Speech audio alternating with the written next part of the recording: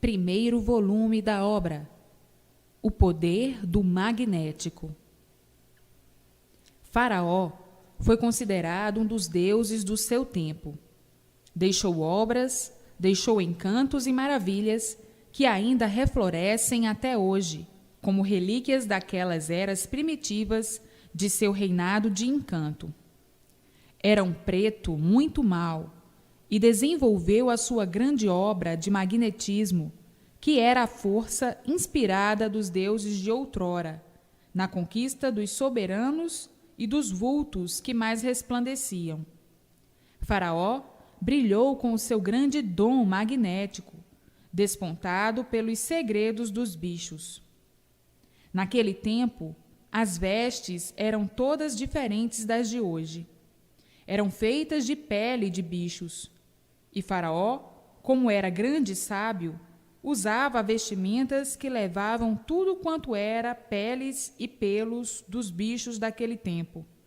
Se a vestimenta era de pelo, fazia com pedaços de pelo de cada bicho. Se era de pele, a mesma coisa. E se era de pena, também a mesma coisa. Naquela era, os viventes duravam muito tempo, e a sua preocupação era somente o estudo da natureza, e pela duração ser longa, tinham tempo bastante para aprender muitas coisas. Faraó era um bom médium, e apoderando-se de uma grande força magnética, desenvolveu essa força e fez grandes prodígios. Os prodígios foram de forma tal que a natureza acabou revoltando-se contra seus próprios habitantes, dando origem à existência do que hoje se chama Deserto do Saara. Saara ficou uma espécie de lugar amaldiçoado, improdutivo e sujeito a constantes vendavais, razão porque, sendo de longínquas recordações, supõe às novas gerações que tivesse existido um dilúvio, quando o que de fato ocorreu foi um grande terremoto.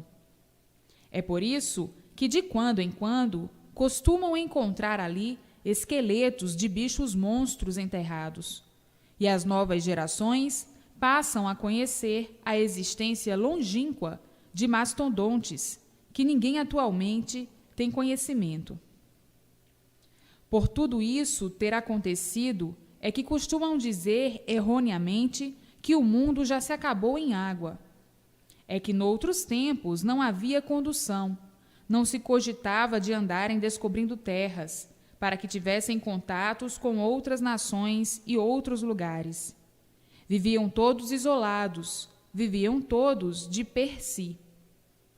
Os países vizinhos ficavam bem retirados, longe uns dos outros, e assim ninguém sabia de outras existências. E foi por isso que surgiu a suposição do fim do mundo por meio do dilúvio. Quando os países começaram a ficar adiantados, a se locomoverem, é que vieram descobrir o deserto de Saara, que tinha sido, em eras remotas, uma grande cidade. Então, esse primitivo faraó, sendo de uma grande força magnética, tudo fazia da noite para o dia, e por o povo acompanhar o mesmo símbolo de magnetismo, é que era povo mau e endiabrado, fazendo coisas impossíveis e absurdas de tanta maldade entre eles. E para que tudo isso não se propagasse entre outros povos, com o tempo, a própria natureza revoltou-se contra os seus habitantes. Apareceram mais tarde diversos faraós nas mesmas condições, com as mesmas influências do encanto, existindo até hoje as suas cavernas encantadas, aonde reinam os malefícios para qualquer criatura que se atrever a entrar nessas cavernas, aonde eles foram sepultados. Agora, se esse faraó foi assim, atraiu com suas influências más as influências de outros faraós, que já não tinham tanta força quanto o primeiro, mas que a si mesmo produzem o mal, como toda e qualquer força magnética só produz o mal. Muitos se enganam e pensam que a força magnética produz o bem. Se a força magnética produzisse o bem, todos estariam bem, porque todos são produtos da força magnética, pois são produtos da matéria. A força magnética produz a matéria. É por isso que o ser humano é sofredor, é mau, é um ser material. Os viventes que se desenvolvem para adquirir a força magnética tornam-se uns bichos em figura de gente. A força magnética invisível fabrica essas pedras que tratam de raios e coriscos. E vejam os estrondos e os estampidos quando elas caem na terra. São produtos de quê? Da força magnética. Se os viventes não fossem feitos pela força magnética, seriam eternos, mas por serem produtos dessa força magnética, é que assim tudo está, aparentando tudo serem e verdadeiramente nada serem. Estão aí aparentando que têm vida, mas por a vida ser feita pelo magnetismo, é que de uma hora para outra desaparecem, perdem a vida. É por isso que o estudo do magnetismo é um estudo misterioso, que ninguém pode alcançar seu fim, por a própria vida ser produto do magnetismo, e por isso um produto inferior nunca pôde dar solução do superior. Então, vivem aí alimentando o magnetismo com esses seres materiais, que são tudo aquilo que comem e bebem. Se não fossem produtos do magnetismo, a vida seria tudo e não nada. Tudo que é magnetismo é aparente. Por isso, aparentam que são senhores da vida e verdadeiramente não são. De uma hora para outra, perdem-na sem querer. Portanto, todo esse conjunto de seres terrestres, tudo isso é produto da força magnética. São seres maus e nada são. Vivem magnetizando uns aos outros e magnetizados uns pelos outros. O que é o Sol? É um aspirador magnético. A Lua, da mesma forma. As estrelas, idem. Tudo formação magnética, e por isso estão sempre em fogo. O que queima é bom? Não, o que queima é mau, e, portanto, um aspirador magnético que deu aspiração a outros magnéticos, que estão sob o seu domínio. A Lua, outro aspiral magnético, outra aspiração. Parece um frio, mas não é frio. É fogo, queima, chamando-se então carbono magnético superior, que é do Sol. O carbono, sendo de uma formação carbonizada, perde a influência da brasa, do fogo, mas queimando igual a fogo. Perdeu a sua ação vermelha de brasa, de fogo, tornou-se escura, mas embora diferente, com o mesmo queimor. Então, muitos falam em magnetismo e principiam a estudá-lo, mas nunca encontraram o fim. É um estudo sem fim. Se não fossem produzidos pela força magnética, seriam eternos, mas por serem seres gerados da força magnética, é que aí vivem, aparentemente, até não poderem mais. Muitos, por não terem conhecimento da natureza nem de si mesmos, falam em magnetismo sem saberem o que estão falando, sem saberem que os seus formatos de humanos são feitos de magnetismo, por a força ser toda magnética e elétrica.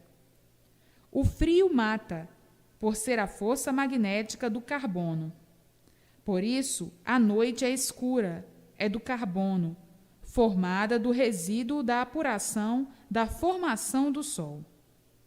Isso é que originou outro corpo, é que deu formação à Lua, com a sua vida, os transes e os efeitos materiais. É por isso que a Lua mexe com tudo. Um dá o efeito, o outro dá a fórmula. São dois relógios em um corpo só. O Sol é o relógio e a Lua é o ponteiro. A Lua é o ponteiro porque, conforme as horas, ela vai diminuindo até sumir de todo e depois aumenta até se tornar redonda. Faz assim os seus quartos. As estrelas são monótonos do giro magnético. Existem viventes que procuram captar grandes forças magnéticas, mas os efeitos não são bons. São forças destruidoras, perturbadoras, por serem cargas demasiadas, forças além do natural do organismo. Trazem o desequilíbrio e a lucidez demasiada, ao passo que a imunização racional regula os corpos magnéticos, por ser superior a todos os efeitos que compõem esse mundo. A força elétrica só é boa quando bem regulada. Desenvolvendo e recebendo carga superior às forças do organismo, prejudica e traz o mesmo negativo do magnetismo, porque onde está uma, está a outra. É por isso que todos os espíritas acabam sofrendo do coração e morrendo de moléstia do coração. Porque o coração é o dínamo de todos, é quem recebe todas as amperagens anormais, é o órgão mais prejudicado do corpo humano. O corpo humano possui ainda o relógio, que é a cabeça, os ponteiros, que são as vistas, os ponteiros do som, que são os ouvidos, o ponteiro do aroma, que é o nariz, o ponteiro do gosto, do paladar, que é a língua, e ainda a boca, do suprimento da corda, por onde entra o alimento da máquina, o alimento magnético dos seres materiais. Portanto, o que é a parte espiritual? O que é espiritismo? Espiritismo é magnetismo.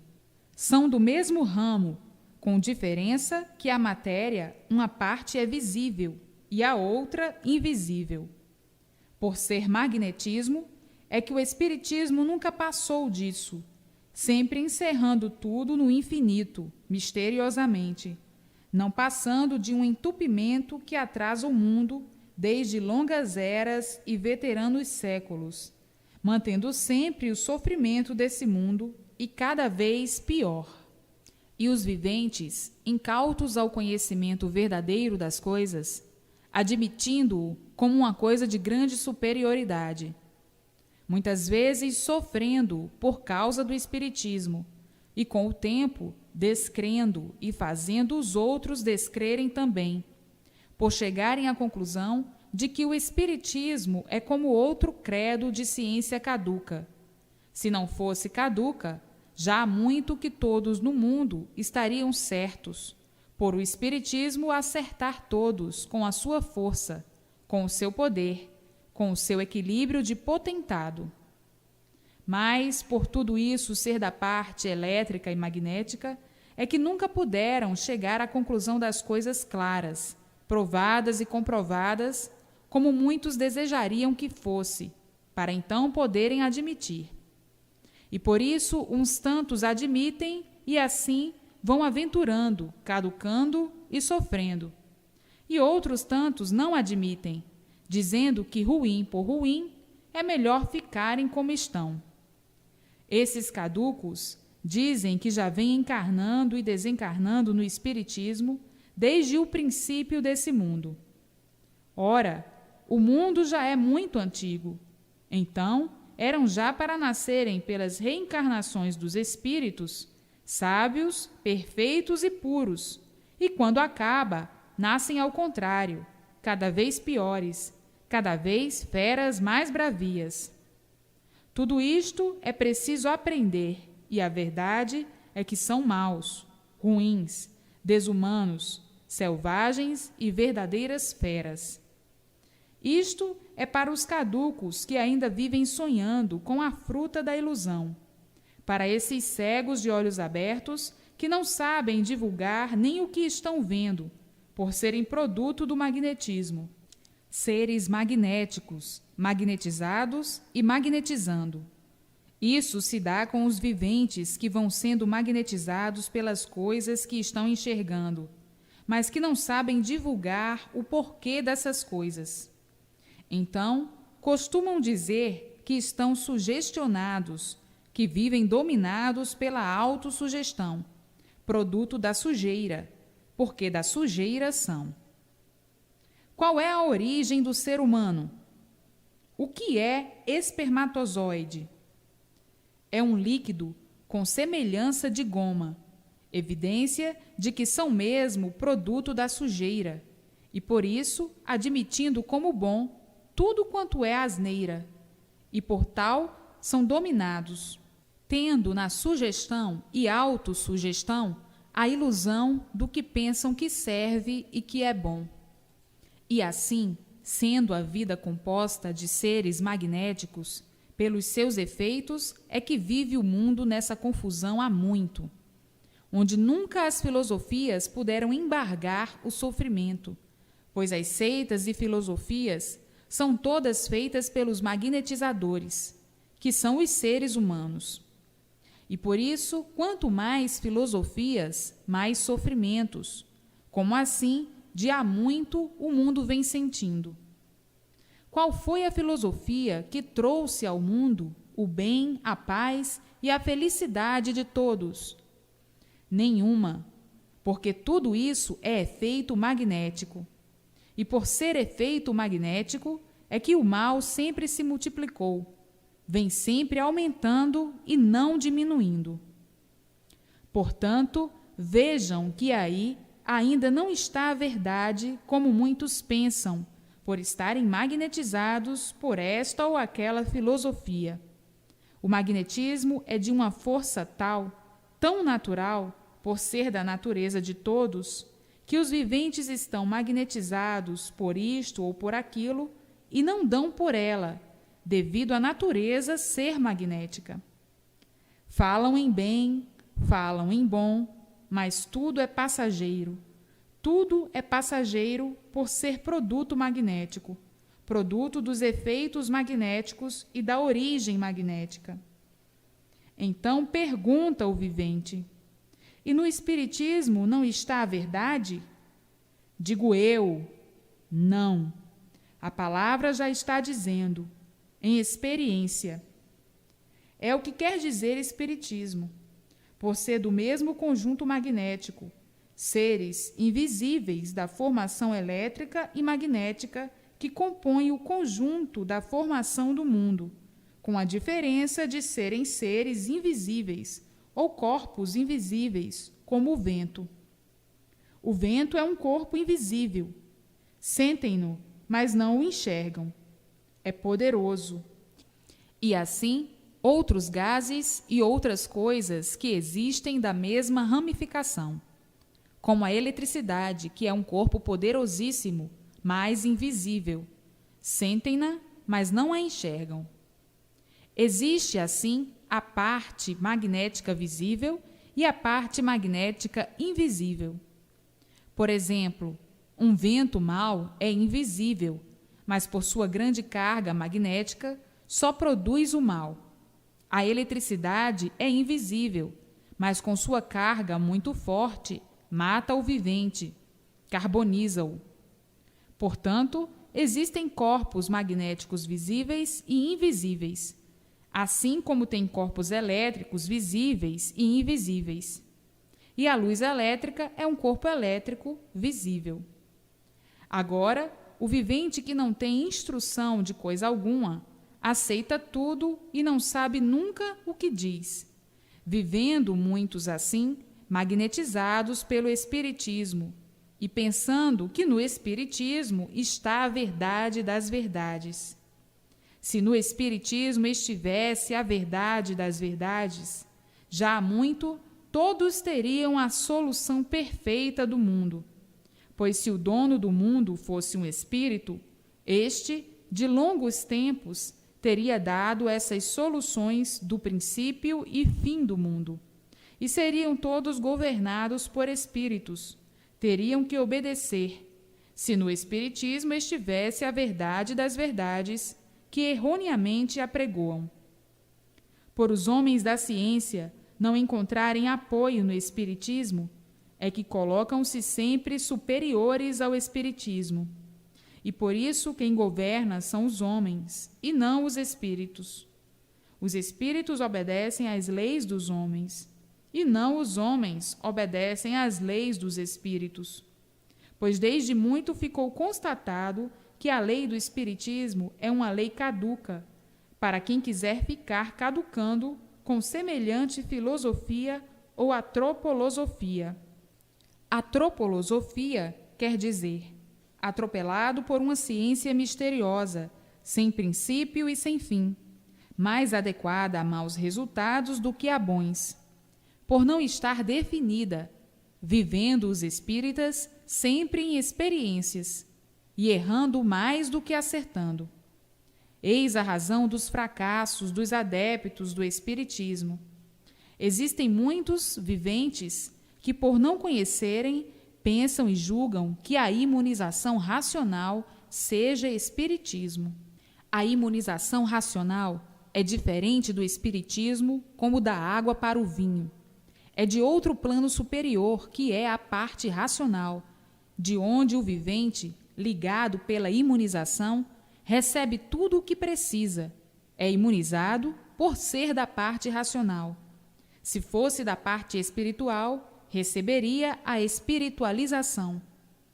Por faltar a instrução ao vivente, é que este, por falta de conhecimentos, tem mesmo que fazer confusão.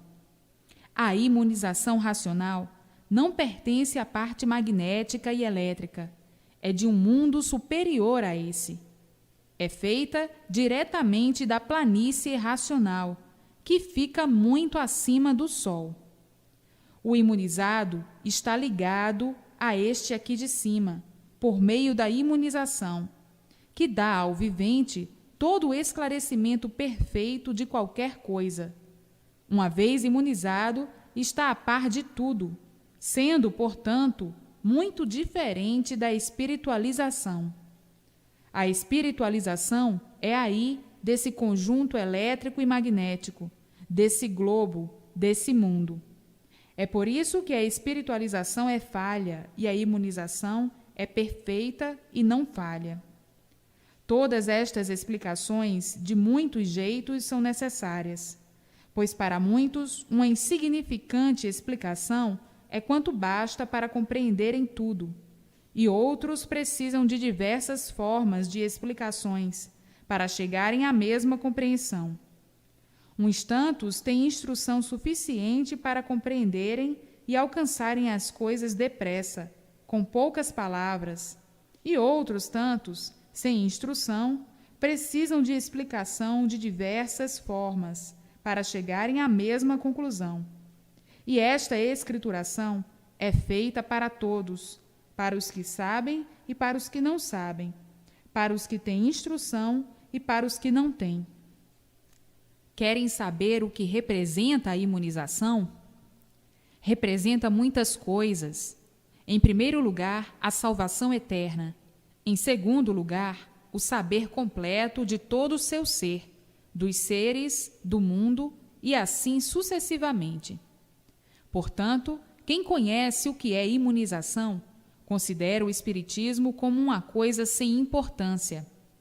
O Espiritismo só tem importância para quem não sabe o que é o Espiritismo. Para quem conhece a formação de todos os seres e os efeitos de todos, não dá importância ao Espiritismo. Para a imunização, o Espiritismo é uma coisa nula. É muito bom para quem não sabe o que é, para quem está ainda dependendo de conhecer a sua origem, os efeitos e o valor de tudo. É para verem como no magnetismo está o fator desse mundo e dos seus efeitos. Se não fosse o magnetismo, não haveria diferenças, não haveria o feio, tudo seria bonito, tudo seria bom. Onde está o magnetismo, não existe perfeição, não existe pureza, nem existe o bem. Tudo é aparência, ilusão de ótica, passageiro, transitório, e por isso tudo se acaba. Eis porque esse é o mundo dos fariseus, das fantasias, das aparências, da hipocrisia, o mundo do mel em sonho, o mundo do fel em vida. Juntando essas partes e concluindo com outras, torna-se essa vida um pedaço do nada.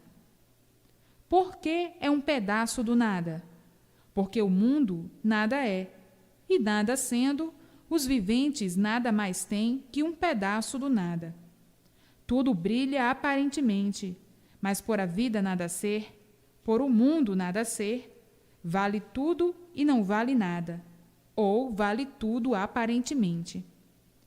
E assim, quando reconhecerem melhor a vida por dentro e por fora, chegarão à conclusão de que o melhor da vida é o desprezo, porque o nada aparentemente tudo é e verdadeiramente nada é. E o que assim é, o desprezo é o melhor de tudo. Quem chega à conclusão do que a vida é e do que o mundo é, olha para tudo com a maior indiferença. E se todos tivessem o verdadeiro conhecimento e reconhecimento destas realidades, não existiriam descontentamentos, brigas, nem guerras, por a tudo darem o desprezo. Por todos viverem ao contrário do que deveriam viver, é que encaram a vida com um valor tal que se aborrecem por tudo, brigam por tudo, visando sempre um panteão de glórias erguido do nada, por considerarem o nada como tudo, sem saberem que esse tudo só tem valor aparente. Então aí, o vivente, ludibriado e magnetizado pelas aparências, deixa-se levar por um abismo adentro, sem saber que as aparências o ludibriam e o depravam. É um nada com aparência de tudo ser, e que verdadeiramente nada é. É por isso que quem não sabe, quem não é orientado, faz disso uma grande confusão, interpretando o nada com um juízo de valor que ele não tem, até que chegue à conclusão que nada adianta nessa vida, porque o nada em nada transforma a vida, e da mesma forma transforma o mundo, e as aparências jamais poderão realçar fulgor. Basta ser aparente para ser algo que está dentro da lei da transformação, do nada para o tudo e do tudo para o nada. E assim, o tudo da vida só tem valor para quem não conhece o que é a vida. Faz um juízo de valor que não existe, para mais tarde, então, refletir melhor na apreciação da transformação para o natural. Portanto, o que mais vale? É o tudo aparente ou é o tudo verdadeiro? É o tudo verdadeiro. Aonde se encontra o tudo verdadeiro? Na imunização racional. Na imunização racional encontram o tudo verdadeiro, e o tudo aparente está no encanto. O tudo verdadeiro é o conhecimento que todos procuram, e não o tudo aparente. O tudo aparente, hoje é uma coisa, amanhã é outra. Portanto, quem tiver conhecimento da imunização racional, só poderá aceitar o tudo verdadeiro. Aquele que conhecer a imunização racional, cujo conhecimento está nesta escrituração, jamais deixará o tudo verdadeiro pelo tudo aparente. Aquele que não tem estes conhecimentos, julgará sempre o certo como errado e o errado como certo. E quando chega a conhecer o verdadeiro certo, naturalmente estranhará e exclamará: finalmente ajustei-me ao meu natural. O nada aparente vale muito para quem não conhece o tudo verdadeiro. Quem tem conhecimento do seu natural, que é o tudo verdadeiro, não dá importância a esse tudo originado do nada, porque o tudo do nada não vale nada. Aparentemente, o tudo do nada realça valor, mas verdadeiramente não tem. Daí costumam dizer: o direito do torto é o torto.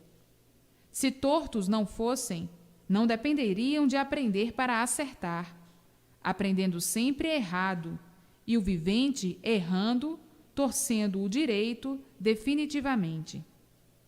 É neste ponto que findam todas as ilusões ou morrem.